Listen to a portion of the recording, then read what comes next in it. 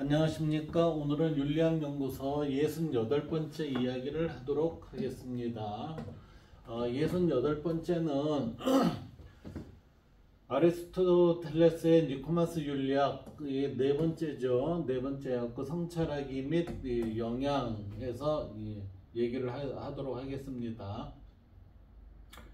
성찰하기는 내가 생각하는 행복의 기준은 무엇입니까? 라고. 우리는 행복이라는 것은 궁극의 최고의 좋은 것 그랬어요. 좋은 것을 우리는 행복 이렇게 얘기를 했었습니다. 그래서 자신이 생각하는 행복의 기준이 무엇일까 생각해보고 그랬어요. 그러니까 다른 사람이 찾는 게 아니라 내 기준으로서의 행복이 무엇이지? 이거 한번 생각을 해보고 밑에 있는 이 보기의 내용을 참고하여 나의 행복 지수 기준을 한번 표를 만들어 보자 이랬어요. 그래서 나의 행복 지수 기준표 이렇게 되어 있는데 이 부분을 좀 살펴보면 이렇습니다. 지금 여기에 내용은 나의 행복 지수 기준표 해서 여기에서 자신이 생각하는 행복의 기준이니까 이 항목을 누가 채워요? 내가 생각하는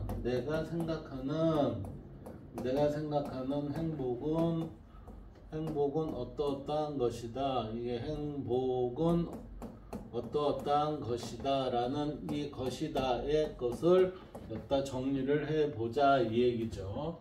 그러니까 여기에서 지금 예를 든 게 두 개요. 나에게는 과거에 대한 행복한 기억이 많다. 그때의 기억 속의 행복은 과연 어떠한 것이었을까? 나는 내 인생의 모든 것에 만족한다. 여기 모든 것 그랬어요. 그럼 내 인생의 모든 것 그러면 나의 전체를 얘기하는 거잖아요. 그쵸? 일부가 아니라 전체를 나는 행복하게 본다라고 이렇게 쭉 해서 자기 나름대로 나열해서 만들어 보고 여기에서 지금 이 6개의 점수 칸을 얘기하는데 동의, 안함, 동의함 해서 3과 4는 애매함이죠. 그러니까 동의를 안 한다, 전적으로 동의 안 한다 하는 1, 그 일부 동의 안 한다, 그냥 동의 안 한다 그러면 이제 2 이렇게 되겠죠. 여기는 동의한다, 일부 동의한다, 아예 모두 동의한다, 전적으로 동의한다 이런 식으로 해갖고 점수를 내서 총 몇 점 이렇게 되었고 나중에 이 개수에 나누기 n 하면 내가 어느 정도에 지금 있다라는 걸 알 수 있겠죠. 이러한 부분을 스스로 한번 생각을 해보고 만들어 간다는 겁니다. 그래서 이제 사례가 지금 여기 있어요. 사례가 보면 나는 삶은 확실히 살아갈 가치가 있는 것이라고 생각한다. 이거 긍정적이네요. 그쵸? 긍정적? 거의 모든 사람들에게 다정하게 대한다. 이건 나의 성품을 얘기하는 거죠. 앞날에 대해 낙관적이다. 이건 긍정적이죠. 그 다음에 자주 웃는다. 이것도 긍정적이네요. 내 인생의 모든 거에 대해서 만족한다. 이거는 자기 스스로의 만족도가 상당히 좋은 거죠. 긍정적으로 볼 수가 있겠습니다. 내가 매력적으로 보일 거라고 생각한다. 누가 들으면 자만추 이럴 수 있겠죠. 그렇지만 긍정적이다 이렇게 보는 거죠. 그리고 언제나 다른 사람을 기분 좋게 해준다. 이거 긍정적 사고죠. 어떤 일에도 책임질 수 있다고 느낀다. 이거는 책임감이 있고 자기가 주체적으로 뭘 하겠다라는 의도가 분명하게 있다는 거죠. 그리고 보통 어떤 일들에 좋은 영향력을 끼친다라는 얘기는 이 사람이 항상 뭐예요? 좋은 행위와 언행을 하고 있구나 이렇게 된다는 거죠. 건강하다고 생각한다 이 얘기는 자기 관리를 좀 잘하고 있다 이 얘기죠. 그 다음에 매사에 유쾌한 면을 본다. 그러니까 부정보다는 긍정의 측면을 나는 강조하고 있다. 세상에 살기 좋은 것이라고 생각한다. 현실에 무척 긍정적 자세를 취하는 거죠. 언제나 헌신적이고 열정적이다라는 건 자신의 삶의 태도죠. 자신의 삶의 태도를 지금 드러내는 거고, 인생은 좋은 것이라고 생각한다. 긍정적 사고죠. 어떤 일을 결정하기 어렵지 않다. 이건 매우 쉽게 그만치 자신감이 있다는 얘기예요. 그 다음에 어떤 산물에서 아름다움을 발견한다. 이거는 긍정적 사고고, 그 다음에 성취감이 있는 자세를 취한다 이 얘기예요. 내 삶을 통제한다고 생각한다. 이거는 극기와 수양 이런 부분에 있어서 다른 사람에 비해서 내가 자제하는 힘이 강하다라는 것을 보일 수 있겠죠. 그 다음에 내 삶의 의미와 목적에 대해 관심을 갖는다. 이거는 스스로가 비전을 만들어가는 삶을 산다라고 볼 수 있죠. 그리고 다른 사람들과 즐겁게 지낸다라는 건 조화나 아니면 질서를 유지하려고 많은 노력을 한다 이렇게 됩니다. 따라서 이러한 모든 것들을 살펴본 후에 행복에 관해 자신의 경험과 느낌 등을 떠올려 가능한 긍정적인 진술로 작성할 수 있도록 해보자. 왜 그러냐면 부정적인 요소보다는 긍정적으로 했을 때 우리의 삶은 어떻게 되죠? 진취적으로 나아갈 수 있기 때문에 우리는 가능한 한 긍정적 진술로 이러한 것들을 작성을 해서 자기를 보다 발전적인 계기를 삼았으면 좋겠다라는 모습을 우리는 볼 수가 있습니다.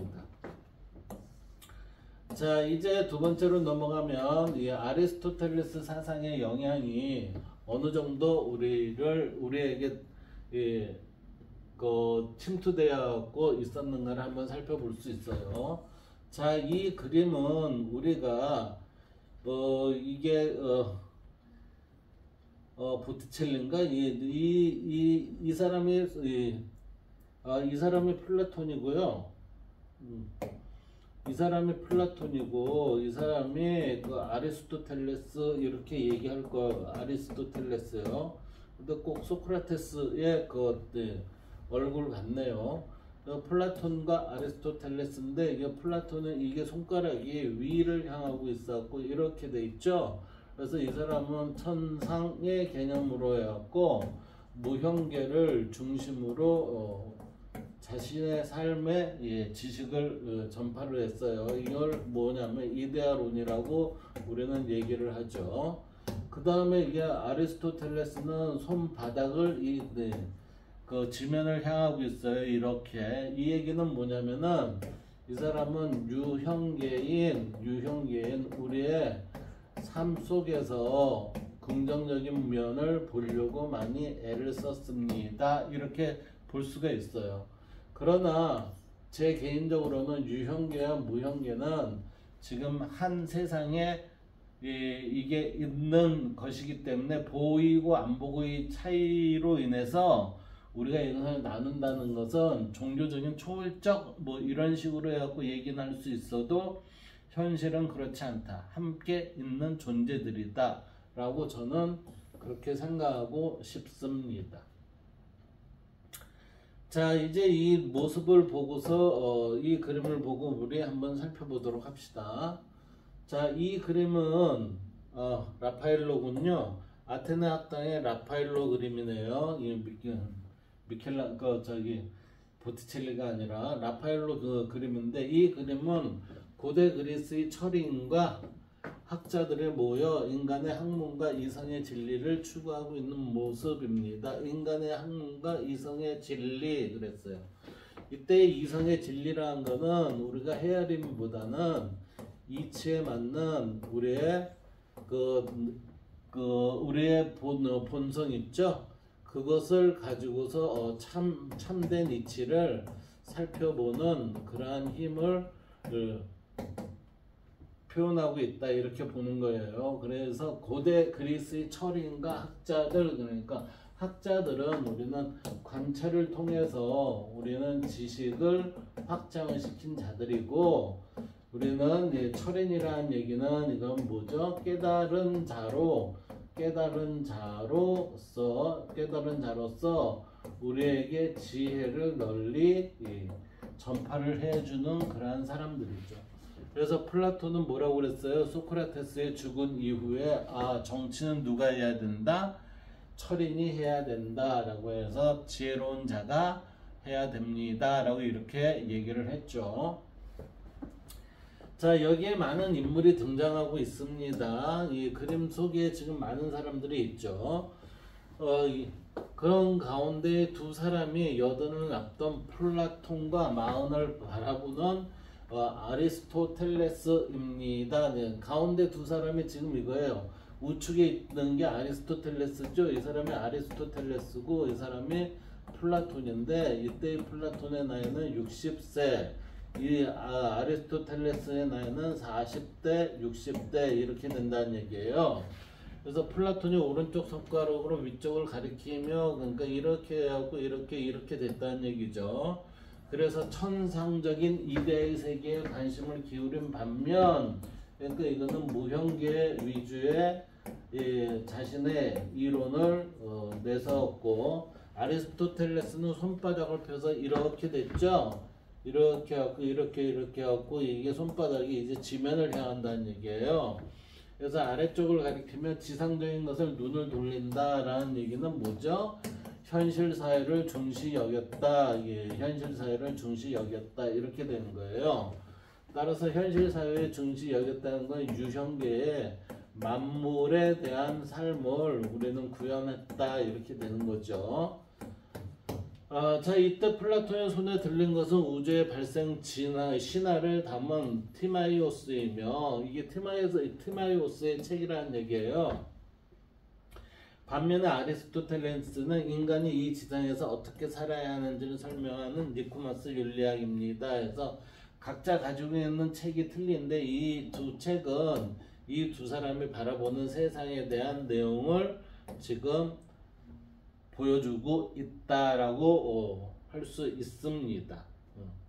그 다음에 넘어가 봅시다. 여기에 보면 아리스토텔레스는 방대하고 다양한 학문을 체계적으로 연구를 했죠. 지금 우리는 플라톤은 만든 학당이 아카데미아예요. 아카데미아에서 여기에서 아리스토텔레스가 30대까지 공부를 했어요. 그러니까 플라톤의 제자가 아리스토텔레스라는 얘기죠. 그래서 이 플라톤이 사후에 플라톤이 81세에 죽었어요. 81세에 죽었으니까 이게 40대, 60대를 하면은 약 20년의 차이 있죠. 그러니까 이때 아리스토텔레스는 몇 살이겠어요? 60대죠. 이때 리케이온이라는 신성한 곳에서 자기 자신의 학당을 이제 운영을 하게 됩니다. 이때 이 사람은 소요학파라고 해서 많은 사람들이 자기 주변에 몰렸을 때 명상을 하고 조용하게 관조를 할 수 있는 그러한 삶을 좀 살았던 것 같습니다. 그래서 다양한 학문을 체계적으로 연구하고 정립하였기에 학문의 아버지로 불리는 사람이 누구예요? 아리스토텔레스입니다. 자, 아리스토텔레스는 17세에 플라톤의 아카데미아에 들어갔죠. 그래서 수학, 윤리학, 정치학 등을 공부하며 20여 년을 머물렀어요. 이 시기에 그는 스승인 플라톤의 영향을 받아 윤리학과 정치학 등에 관한 많은 저술을 출간을 했는데 이 윤리학이라는 거는 이건 개인 인격의 완성이에요. 개인 인격의 완성. 그 다음에 이게 정치학은 뭐냐면은 공동체의 사회에 있어서의 이상을 구현하는 게 정치학입니다. 따라서 이상을 구현할 때 이거는 정의의 원칙을 여기에서 구현을 하는 거라 이것을 우리는 뭐라고 해요? 정의로운 정의 구현의 사회 이렇게 돼야 되는 거예요. 그러면 개인적인 인격의 완성은 이거 윤리학은 뭐죠?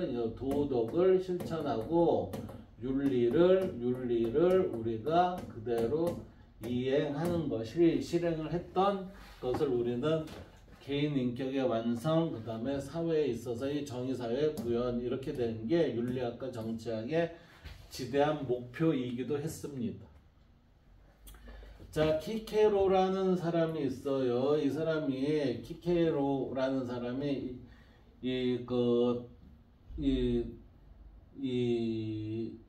이 키케로라는 사람의 문체가 유려하다고 칭송한 아리스토텔레스는 이게 키케로가 시저죠, 시저. 그래서 아리스토텔레스의 저술은 아쉽게도 지금 발견할 수 없다. 이게 그래서 그럼에도 아리스토텔레스가 서양의 지성사에 커다란 영향을 끼쳤다는데 이견을 제시할 사람은 아무도 없을 만큼 그의 영향은 광범위하다. 아리스토텔레스의 철학이 서양 철학에 있어서의 모든 것의 시작이야 끝이다 라고 얘기하는 사람도 있지만 화이트헤드 같은 경우에는 모든 서양의 사상과 철학은 플라톤의 아류이다 이렇게 얘기하는 사람들도 있답니다. 그래서 유럽과 지중해 연안국들에서는 지금 이게 뭐예요? 예, 그리스죠. 그리스 아테네 예, 철학과 과학의 역사가 대부분 아리스토텔레스의 사상을 수용, 정계, 비판한 역사라 해도 과언이 아니다 라고 이렇게 얘기를 하고 있습니다. 그래서 헬레니즘 시대 헬레니즘이라는 거는 저기죠. 그 알렉산더 대왕이 우리는 네, 지금 서양에서 어디요? 그리스죠. 그리스에서 동양으로 전쟁을 확대를 하면서 문화를 이 두 문화를 섞어서 드러낸 작업이 이게 헬레니즘이에요. 헬레니즘. 그래서 헬레니즘 문화 시대의 철학자들이 플라톤주의와 아리스토텔레스주의를 밀어내고 그리스 지식 시장에서 자신들의 지배력을 발휘한 적도 있지만 이들은 분명하게 아리스토텔레스의 논리학, 자연철학, 윤리학 등에서 많은 영향을 받았다고 볼 수 있다. 이렇게 지금 보고 있습니다. 이후 고대 그리스 후기에 와서는 잠시 주춤했던 아리스토텔레스의 지배력이 되살아났으며 그의 영향력도 지속되었죠.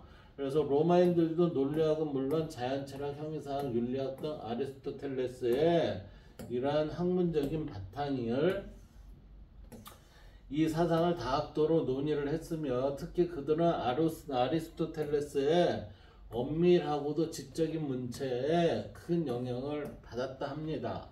그래서 아리스토텔레스의 철학은 중세 이슬람계의 철학과 기독교 철학에 많은 영향을 주었어요. 즉 다시 말하면 아리스토텔레스의 철학은 어떻게 보면 인본주의 철학이라고 할 수가 있는데 이 인본주의 철학이 이슬람하고 기독교인 그 그리스도교 철학에 많은 영향을 주었기 때문에 아리스토텔레스의 이 이론을 가지고 이 이론 아리스토텔레스의 이론 철학적 이론이 바탕이 돼서 이슬람계하고 지금 기독교에 대한 이러한 내용들 해석이 여기에 비롯되어 나온 내용들이 많이 있어요. 그러다 보니까 중세 이슬람계 철학, 그리스도 철학에도 많은 영향을 주었고 먼저 이슬람계에서는 페르시아의 이븐 시나와 이븐 루슈 등의 같은 철학자들이죠. 이들이 연구를 많이 했어요. 누구를? 아리스토텔레스를 연구를 많이 했다. 그리고 유대인의 연구자이자 마이모니데스 덕분 이 연구자인 마이모니데스가 아리스토텔레스의 철학은 스페인, 프랑스, 이탈리아 철학에도 오랫동안 영향을 주었다라고 이렇게 얘기를 하고 있습니다. 그러니까 전반적으로 아리스토텔레스는 인본주의에 비롯해서 인간중심주의의 철학 사상을 많이 전파를 했다. 이러한 아리스토텔레스 철학은 그리스도 철학에서 서양의 교사라고 일컬어지는 6세기에 보에티우스라는 사람 덕분에 이 사람의 아리스토텔레스의 영향을 많이 받게 돼요. 아리스토텔레스 철학의 위대함은 신학자인 토마스 아퀴나스에 의해 다시 한번 증명이 되는데 이로 인해서 토마스 아퀴나스는 우리가 유무형의 이것을 무형계를 어떻게 해요? 초월적 세계에 갖고 이것을 신의 세계, 유형계를 우리가 만물이 존재하는 이러한 세계를 우리는 지상의 세계, 천상의 세계 이렇게 구분을 하죠.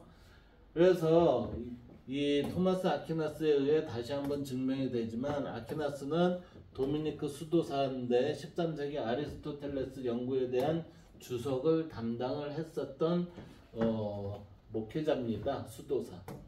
당시 아리스토텔레스의 작품은 그리스도교에 위협을 주었기에 그랬어요. 위협. 근데 이게 위협을 주었기보다는 결국은 그리스도교 철학을 보다 구체화해서 인간들한테 접할 수 있는 그런 작업을 아퀴나스가 이렇게 했어요. 나중에 보시면 알아요. 그래서 아퀴나스는 문제를 일으킨 몇몇 주제를 거부하고 아리스토텔레스의 작품을 그리스도교에 허용되는 형태로 그랬죠.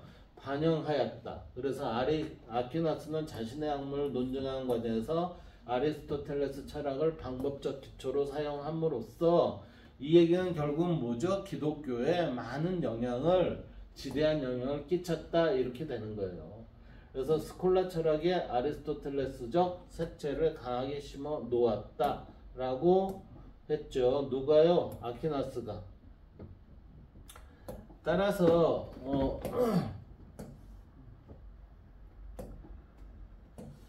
그 색채를 강하게 심어 놓았어요. 이러한 아리스토텔레스의 이 작업은 니코마스 윤리학에 관한 자세한 주석을 집필했는데 니코마스 윤리학은 엄밀히 얘기해서 자기 자신을 가르치기 위한 하나의 책자였습니다. 그래서 자신의 저작인 신학대전에 가장 충실하게 아리스토텔레스 사상에 관한 이해를 전개하였어요. 토마스 아퀴나스의 저자가 신학대전이죠. 한편 아리스토텔레스의 권위를 비판하는 목소리가 르네상스의 지성인들인 반스콜라주의를 매개로 점점 커지기 시작했습니다. 스콜라 철학이 누구죠? 아퀴나스의 중심으로 이제 일어난 얘기였죠. 특히 근대로 넘어오며 베이컨에 의해 사변적인 철학이라는 비판을 받았어요. 베이컨이 누구죠? 우리는 인본주의의 가장 인간 중심주의의 철학을 얘기했던 사람이고, 여기에 대한 철학을 우리는 데카르트도 얘기했고 그 다음에 칸트도 이야기를 했습니다. 이게 인간 중심주의. 그래서 사변적인 철학이라는 비판을 받은 것을 정점으로, 이때 사변적인 철학은 뭐겠어요? 플라톤의 이데아론과 마찬가지로 여기에서 무형계의 세상, 즉 천상의 나라 이런 식으로 이제 전개를 했으니 이게 두드러 맞을 수밖에 없었어요. 이게. 그래서 아리스토텔레스 철학은 해체를 경험하기도 하였다. 그럼에도 아리스토텔레스는 자신의 경험주의적 색채, 상식의 호소, 논리적 분석 정리 등을 근대인들에게 전해 주었습니다. 그만치 이 사람 아리스토텔레스의 생각은 광범위하고 심오했다 이렇게 볼 수가 있어요. 예. 그 다음을 볼까요? 아리스토텔레스의 사상은 최대 행복 원리에 대해 그랬어요. 우리가 지금 보면은 최대 행복 원리 그랬어요. 우리는 공리주의에 있어서의 최대 다수의 최대 행복이라는 이러한 원리를 공리주의의 입장에서 이거를 취하고 있죠. 그런데 아리스토텔레스의 사상은 최대 행복의 원리에 대하여, 최대 행복이라는 것은 좋은 것, 가장 좋은 것을 우리는 행복 이렇게 얘기했죠. 여기에 대해 논의한 존 스튜어트 밀, 이 사람은 뭐죠? 질적 공리주의를 얘기한 사람이에요. 벤담은 양적 공리주의지만 밀은 질적 내지는 플러스 양적 공리주의를 함께 얘기를 한 사람들입니다. 이 밀에 영향을 주었고, 밀은 자신의 탐구를 최고의 조음에 관한 탐색으로 제시하며 행복의 성취를 인간의 궁극적인 목적으로 간주하였다. 그러니까 우리는 지금 인간으로서의 뭐예요? 최고로 좋은 것은 무엇입니까? 그러니까 좋은 것은 뭐? 행복입니다. 행복을 우리는 밀에 의해서는 뭐라고요?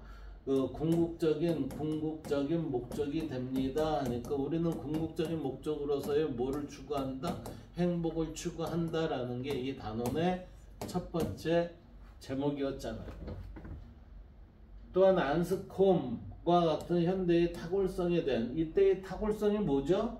우리는 탁월성이라고 했을 때 이 탁월성은 누구요? 아리스토텔레스에 의하면 이 탁월성은 덕입니다. 덕. 따라서 이 덕이라는 거는 뭐예요? 바람직한 관계를 맺는 거죠. 바람직한 관계를 최고의 상태로 만들어준 것, 그걸 탁월성이래요. 여기에 관해 연구자들에게 많은 영향을 주었습니다. 이처럼 아리스토텔레스의 유산은 오늘날까지도 이어지고 있다. 뭐가요? 이분의 철학, 이론, 사상이 그렇다는 얘기입니다. 자, 여기까지 해서 우리는 지금 아리스토텔레스의 이게 여기에 보면 성찰하기 해서 내가 생각하는 행복의 기준은 무엇입니까? 라고 해서 아리스토텔레스의 네 번째 강의 내용을 마치도록 하겠습니다. 감사합니다.